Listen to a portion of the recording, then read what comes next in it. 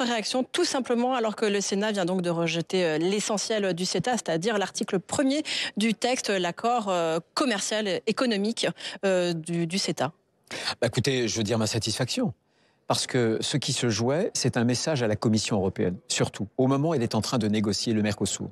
Oui au libre-échange, mais pas pour supprimer nos éleveurs, pas pour en faire les variables d'ajustement.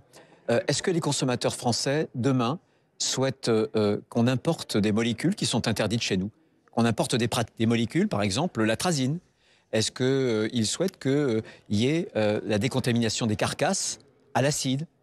Est-ce qu'ils souhaitent qu'un certain nombre de produits dont on se passe désormais, et c'est très bien pour notre santé, pour l'environnement, sur le sol français et européen, est-ce qu'ils veulent qu'on les importe quand même par le biais justement de ces accords de libre-échange? Je pense qu'on a changé de temps et que désormais, le libre-échange doit être beaucoup plus réciproque, mieux équilibré. Pas de concurrence sauvage qui peut détruire notre agriculture.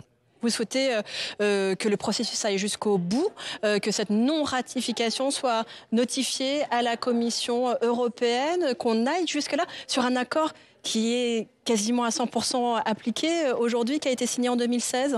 Chacun a sa responsabilité, chacun a une casquette. Notre casquette, c'était de se prononcer. Ça fait 5 ans que l'Assemblée nationale s'était prononcée. Le gouvernement ne voulait pas bloquer le texte pour que le Sénat ne puisse pas débattre et ne puisse pas voter. Nous avons débattu et nous avons voté.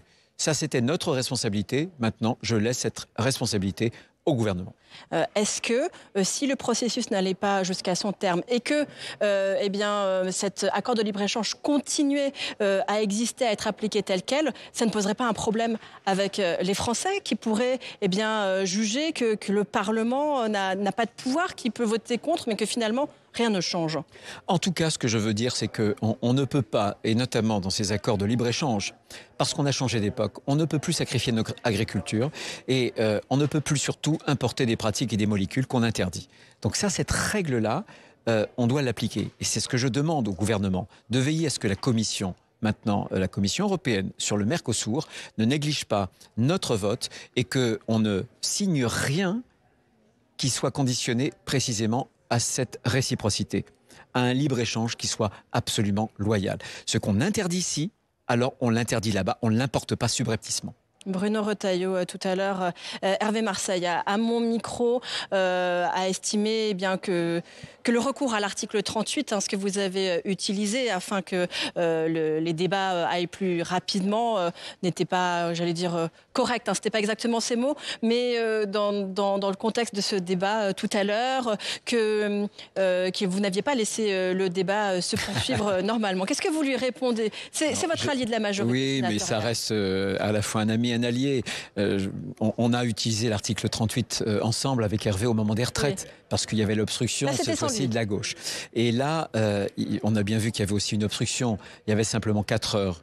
Et ça fait 5 ans qu'on attend de débattre, ça fait 5 ans qu'on attend de voter. Je pense que quand on est attaché au Sénat, eh bien, je pense qu'on voulait que le Sénat puisse se prononcer. Parce que sinon, s'il n'y avait pas eu l'utilisation de cet article 38, eh bien, le Sénat n'aurait pas pu débattre jusqu'au bout, ni voter. On l'a bien vu puisqu'on a terminé quelques minutes avant la fin de la niche.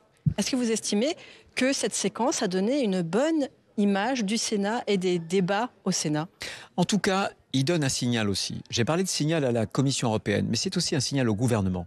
Parce que si on a dû discuter, débattre, voter de ce CETA, d'un accord commercial très important dans une niche, c'est parce que le gouvernement nous y a contraints. C'est parce que pendant 5 ans, oui, le gouvernement a méprisé le Sénat. Eh bien, le message... Rappelons que ça avait été adopté in extremis par l'Assemblée nationale en 2019. Exactement. Et nous, depuis 2019, rien, nada. Eh bien, c'est un message au gouvernement. Le Sénat existe. Il tiendra toujours sa place. Jamais le gouvernement ne pourra contourner le Sénat. C'est le message que je veux adresser aujourd'hui au gouvernement et au chef de l'État. Eh bien, merci beaucoup Bruno Retailleau d'avoir répondu